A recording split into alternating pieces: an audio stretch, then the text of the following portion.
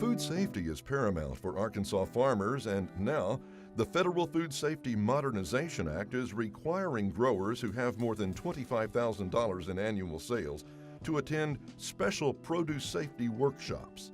3 were conducted in January, led by the University of Arkansas Cooperative Extension Service.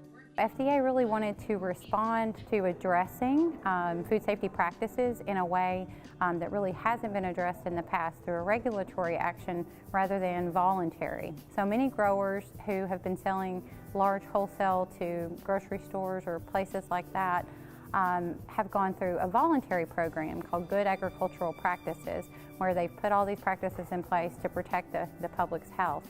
But FDA wanted to pass a more broad-reaching regulation that would require more growers who weren't just selling to these large wholesale centers to be in compliance with some of these food safety regulations. One of the workshop facilitators was Luke Freeman with the National Center for Appropriate Technology in Fayetteville.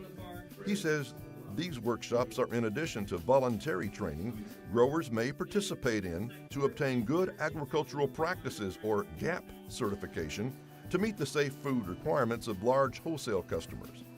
We're covering the basics of food safety practices on the farm, introduction to worker training, worker health and hygiene, water quality, post-harvest safety,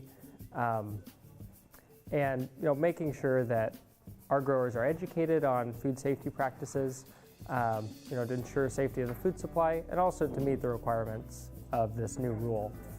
One of those participating was Joey Jameson, who owns a large peach orchard in Howard County, where his family's been growing peaches for the public for decades. I'd like to thank the Extension Service for putting on presentations like this to help us, inform us in ways that we may not understand on our own. It's very important for me as a third-generation peach farmer to not only have the best produce available for sale, but always have the safest produce available for sale.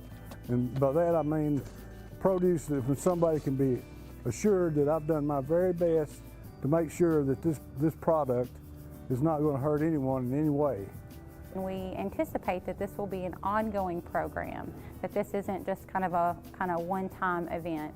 We'll provide additional resources for people to put practices in place to understand how to implement some of these things on farm, whether you sell to a farmer's market or you sell to a grocery store or a farm-to-school program or even to large wholesale industry.